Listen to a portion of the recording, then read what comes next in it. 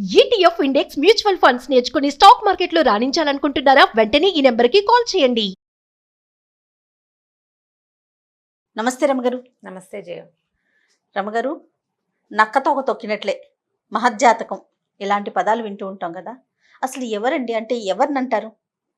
మహర్జాతకుడనే అంటే ఆకి అందకుండా పోకి పొందకుండా మంత్రులు, ముఖ్యమంత్రులు, ఇంకో మంత్రులు ఏదైనా అయిపోయిన వాళ్ళు, సడన్గా పెద్ద పోస్టులోకి వెళ్ళిపోయిన వాళ్ళు, అనుకోకుండా ఏదో అలా అలా కలిసి వచ్చి పైకి వచ్చేసిన వాళ్ళు.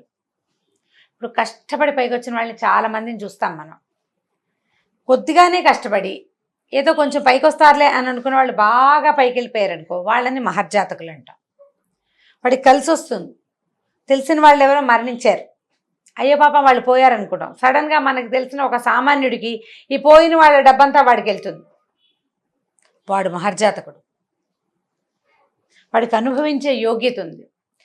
ఎవడికి ప్రపంచంలో ఉన్న అద్భుతాలని, విషయాల్ని, ధనాన్ని, పవర్ని, తర్వాత సంబంధ బాంధవ్యాల్ని బాగా అనుభవించి ఎంజాయ్ చేసి వాటితోటి హాయిగా ఉండగలిగే అవకాశం ఉంటుందో వాళ్ళని మహర్జాతకులు అంటారు. అది కూడా రాసి ఉండాలంటారా రమగారు? 100% రాసి ఉండవలసిందే. అది ఇవాళ నేను పొద్దున పూజ చేశాను, సాయంత్రానికి నా జాతకం టర్న్ అయిపోయింది అనడానికి వీలు లేదుట. లేదు, అసలు అలా అవ్వదు. మనం ముందు జన్మలో చేసుకొచ్చినవే ఇప్పుడు ఉంటాయి. అదే మనల్ని మహర్జాతకులుగా మార్చిద్దంటారా? మారుస్తుంది, మహర్జాతకులుగా మారుస్తుంది. మన తాలూకు కర్మానుభవం, మనకెవడో కొన్ని కోట్ల రుణపడి ఉంటాడు, వాడు మనకు ఆ కోట్లు ఈ జన్మలో ఇస్తాడు.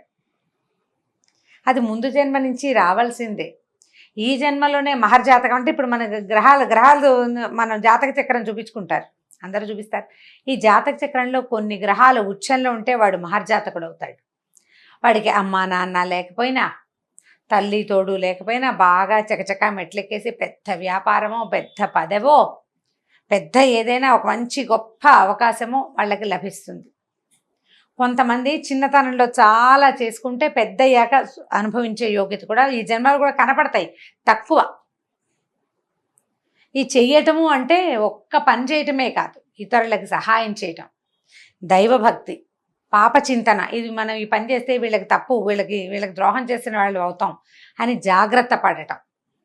ఇప్పుడు ఇది పాతకాలంలో అలా చెప్పుకునేవాళ్ళు. ఎలాగా, ఈ కింద జన్మలో చేసిందే ఈ జన్మలో వస్తుంది, ఈ జన్మలో చేసిందే ఈ జన్మలో వచ్చేది కూడా మనకు కనపడుతుంది. పిల్లాడు చచ్చి చెడి చదువుకుంటాడు, ముందు నుంచి బాగా చదువుతాడు, ఏ ఎంసెట్లోనో ఇంకో సెట్లోనో మంచి ర్యాంక్ వస్తుంది, చక్కటి కాలేజీలో చదువుకునే అవకాశం వస్తుంది, వాడికి క్యాంపస్ సెలక్షన్ వస్తుంది, వాడికి ఒకటేసారి సంవత్సరానికి 40 లక్షల జీతం ఉన్నవి ఉద్యోగాలు వచ్చేస్తున్నాయి.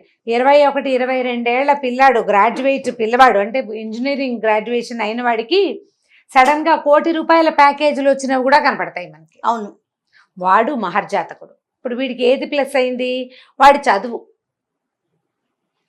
వల్ల వచ్చింది. అందరికీ ఉంటాయి చదువులు, అందరు చదువుతారు, అందరికీ వస్తాయా ఇవి? వాడు ఒక్కడే కాదుగా చదువుకున్నది, వాడిలాగానే ఇవే సెట్లలో పరీక్షలు రాసి అవే కాలేజీల్లో సీట్ వచ్చి అదే దాంట్లో వచ్చినా అందరికీ రావే. మొత్తం 100 మంది ఇంటర్వ్యూకి హాజరైతే 10 మందికి మహర్జాతకం బయటపడుతుంది. తనతో పాటు తన బెంచ్లో కూర్చున్న వాళ్ళకే రావు కదా. రావు అంటే అది ఇప్పటిదే కాదన్నమాట అని ఒప్పుకోవాలా? మనం ఒప్పుకోవాలి కదా. సో ఇప్పటిది పూర్తిగా కాదు, కొంత ఇప్పటిది, కొంత ముందుది. మనం చేసొచ్చిన పుణ్యం, అడిగొచ్చిన వరం, వాటిని బట్టి ఇవాల్టి మన ఇది డిసైడ్. దీంతో పాటు మన పేరెంట్స్ చేసేవి కూడా, తాత తండ్రులు చేసిన పుణ్యకార్యాలు కూడా పిల్లల భవిష్యత్తుకి సహాయపడతాయి. అమ్మా నాన్నలు చేసిన పాప పుణ్యాలు పిల్లల భవిష్యత్తుకి హెల్ప్ అవుతాయి. నువ్వు చక్కగా ఉండి మంచివాడివయ్యి, నీకు సంపాదన లేకపోయినా సత్ప్రవర్తన కలిగి ఉంటే అది నీ పిల్లలకి సహాయం చేస్తుంది. నీ దుష్ప్రవర్తన, నువ్వు చాలా దుర్మార్గుడు, సరిగ్గా చేయవు, చుట్టాల పక్కాలను ఇబ్బంది పెడతావు, ఆఫీసులో మిగిలిన వాళ్ళని కాల్చుకు తింటావు, లంచాలకు పీడిస్తావు జనాన్ని, నీ పిల్లడికి అద్భుతమైన సెటిల్మెంట్ ఉంటుందో ఉండదు. వాడు పెద్ద పెద్ద వరాలు అడిగొచ్చిన అదృష్టవంతుడైతే, జాతకుడైతే ఉంటాయి. జాతకుడు కాదనుకో, నీ పాపం, నీ ఇబ్బంది, నువ్వు చేసిన పనులు, నువ్వు జనాలు పెట్టిన ఇబ్బంది, వాళ్ళ శాపనార్థాలు. మనం ఏమనుకుంటా జయ, ఇతరుల శాపాలు కొడతాయి, వీడేం పైకి వస్తాడు, వీడేం బాగుపడతాడు అనుకుంటాం. ఇంతకుముందు ఒక కథ చెప్పుకున్నాము మనం. శపిస్తూ ఉంటే ఎట్లా పనికొస్తుంది? నెగిటివ్ వర్డ్స్ కదా. ఇతరుల శాపాలకి గురి కాకుండా ఉండే ప్రవర్తన కూడా మనకు కూడా ఉండాలి కొంత. ఉంటే మన పిల్లలు మన మనవలు ముందుకొస్తారు. అయితే గత జన్మ ప్లస్లు మైనస్లు మనకి యాడ్ ఆన్ అవుతాయి. ఖచ్చితంగా అంతేనే రమ్మగారు? అది అయినే అవుతుంది. ఈ జన్మలో కూడా నీ ప్రవర్తన, నీ పని అది కూడా యాడ్ అవుతుంది. నీ చాలుకు మంచి చెడుల ఇది సిచ్యువేషనల్గా ఉంటుంది. ఇప్పుడు మనం ఏదో హడావిడిగా వెళ్తున్నాము, ఎవరికో యాక్సిడెంట్ అయింది కనపడింది, చూసేవు నువ్వు, అక్కడ ఆగి వాళ్ళకి సహాయం చేయగలిగే పరిస్థితి లేదు. అవి వీళ్ళు ఏమనుకుంటావు మామూలుగా, అయ్యో పాపం వెళ్ళిపోతాడు కుర్రాడు అని అనుకున్నావు అనుకో, అది నీ పుణ్యం అకౌంట్లో నువ్వు పాపం తలిచావు చూడు, అయ్యో అనుకున్నావు చూడు, అది నీకు యాడ్ అవుతుంది. అది కాకుండా వెళ్ళు పొగరు వెధవలకి, ఈ వెధవ స్పీడ్లో వస్తే ఇలాగే అవుతుంది, మాయరోగం వదిలింది అనుకుంటే అది నీకు మైనస్ పాయింట్ అవుతుంది. అవన్నీ చిన్న చిన్నవి కూడా, ఎందుకంటే ఇంత చిన్నవి కూడా ఎలా ఇబ్బంది పెడతాయంటే, పూర్వం మాండవ్యుడు అనే ఒక మహర్షి ఒక ఋష్యాశ్రమంలో ఉండేవాట. కొంతమంది దొంగలు రాజుగారి దగ్గర నుంచి నగలు దొంగతనం చేసుకొచ్చి కొన్ని మాండవ్య మహర్షి ఆశ్రమంలో దాచిపెట్టారు. ఆయన తపస్సు చేసుకుంటున్నాడు, ఆశ్రమం ఖాళీగా ఉంది, విడిపోయి నగలు అక్కడ పెట్టారు. ఆయనకి సంబంధం ఏం లేదు. రాజుగారు వచ్చి చూశాడు, సైనికులు వచ్చి చూశారు, నగలు ఇక్కడ ఉన్నాయి. ఈయన అడిగారు, నాకు తెలియదు అన్నాడు. ఆ దొంగల్ని పట్టేశారు, వాళ్ళతో పాటు ఈ ఋషిని కూడా పట్టుకుపోయారు. అందరినీ కొరతేయమన్నారు, కొరతేశారు. శిక్ష కొరత వేయటం అంటే శూలం మీదకి దింపుతారు. కొరత వేయటం అనేది ఒక భయంకరమైన శిక్ష. వాళ్ళు వెంటనే చావరు, మహా ఇబ్బందికరమైన బాధాకరమైన మరణం వస్తుంది. అయితే యమధర్మరాజు వచ్చాడు, ఈయన మాండవ్యుడు మౌని కదా, ఇదేమిటయ్యా నేను ఇంత తపస్సు చేశాను, నాకు ఇలాంటి మరణాన్ని ఇచ్చావు, ఇంత బాధాకరమైన మరణాన్ని ఎందుకు ఇచ్చావు అని అడిగితే యమధర్మరాజు అన్నట, నువ్వు చిన్నప్పుడు తూనీగలు పరిగెడుతుంటే తూనీగను పట్టుకుని రెక్కలకి ముళ్ళు పెట్టేవాడివి నువ్వు,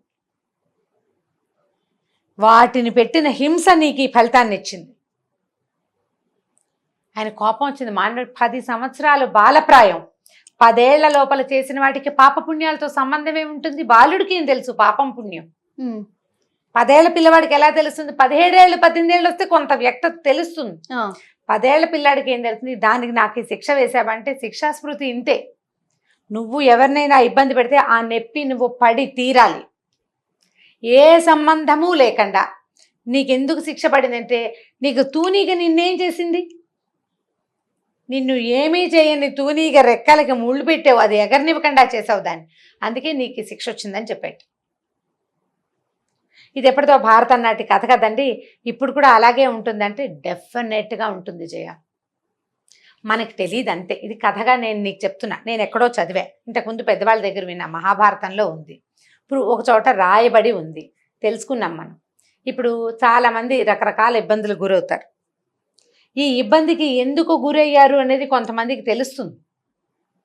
నేను అప్పుడు చేశాను ఒక పొరపాటు, ఒకళ్ళ పట్ల ఒగ్గుగా ప్రవర్తించాను, అదే నాకు ఇక్కడ వచ్చింది, దాని తాలూకు ఫలితమే ఇది అని కొన్ని చోట్ల మనకు తెలుస్తుంది. మనకి ప్రతి వాళ్ళకి, ప్రపంచానికి తెలీదు, మనకి తెలుస్తుంది. ఈ తప్పు చేస్తే ఇది జరుగుతుంది అనేది మనకేం పెద్ద ప్రూఫ్గా తెలీదు. మనం తెలుసుకోవాలి.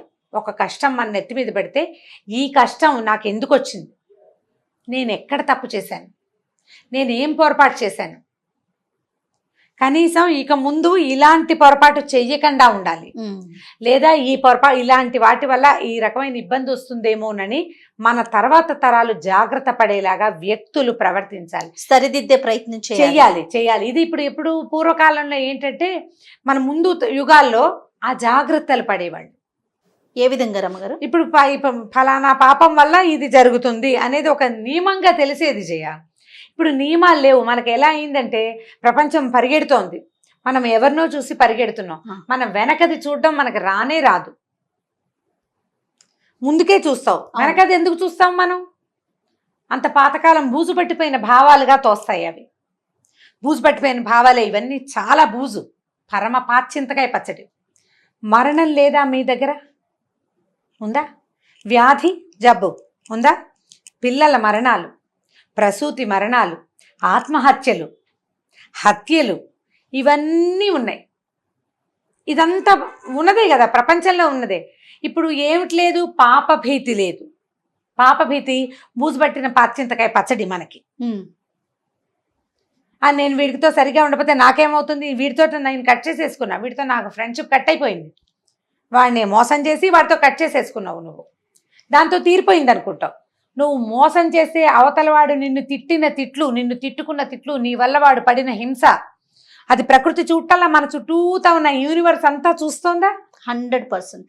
ఈ చూసిన యూనివర్స్ ఏం చేస్తుంది? నిన్ను ఇంకో సిచ్యువేషన్లో ఇరికిచ్చదు? ఇరికిచ్చదా? ఇరికిచ్చదు. పోని కాదు, ఇరికిచ్చదు అనుకుందాం. ఏమి చేయదండి యూనివర్స్. అవన్నీ ఎందుకు చేస్తుందండి? మీరు భలే వాళ్ళు పిచ్చి మాటలు అన్నీ చెప్తారు అంటాం. బోని బాగానే ఉంది.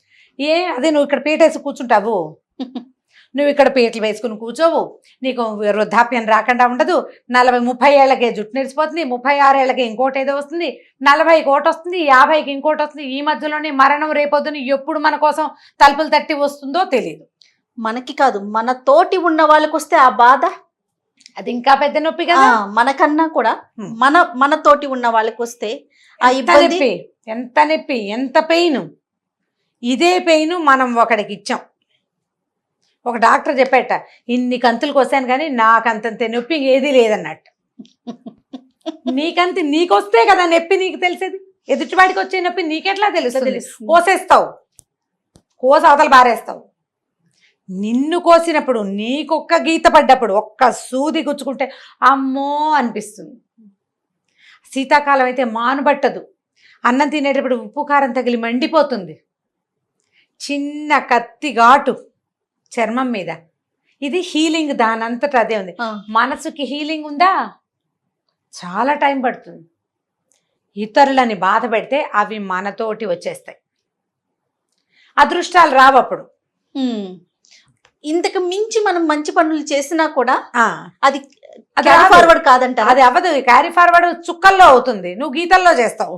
చుక్క ఒక డాట్ 10 చుక్కలు కలిస్తే గానీ గీత అవ్వదు. డ్రాప్స్ లో అవుతుంది. డ్రాపులు కుదరవు, మనకు చెంబెడు కావాలి బాగా పుణ్యం. మహర్జాతకం కావాలంటే ప్రధానమైంది ఇప్పుడు సత్ప్రవర్తన కావాలి. ఎందుకు వెనక్కి తిరిగి చూసుకోలేకపోతున్నాం రమ్మగారు? చూడలేము జయ. ప్రపంచం అట్లా లాక్కెళ్ళిపోతుంది. మాయ ఇదంతా. ఈ నీకు కలిగే నొప్పి ఇతరులకు కూడా కలుగుతుందని మనం తెలుసుకోలేకపోతాం. ఊరికి నోటితోటి అంటాం, కానీ చేసేటప్పుడు సెల్ఫిష్గా చేసేస్తాం. మనమే మనకి ఇంపార్టెంట్ అంతే. ఇప్పుడు ఈ మహర్జాతకం ఇప్పుడు నీకు ఉందనుకో, ఇది నీకు వచ్చే జన్మకు కూడా కావాలి, నీ పిల్లాడికి కూడా కావాలంటే నాకు మహర్జాతకం ఉంది కాబట్టి నేను ఇష్టారాజ్యంగా ఉంటా అనకూడదు. నువ్వు జాగ్రత్తగా ఉండాలి. రావణుడు మహర్జాతకుడు, రావణాసురుడు పూర్తి సంగతులు మళ్ళీ ఇంకొక వీడియోలో చెప్పుకుందాం. మహర్జాతకుడైన రావణాసురుడు శివుణ్ణి మెప్పించి రావణ అనే బిరుదు పొందినవాడు. లంకా పట్టణానికి ఏకైక ప్రభు, రాక్షస సామ్రాజ్యానికి రాజు, ఇంద్రుడిని నవగ్రహాలని గడగడలాడిచ్చేసేవాడు.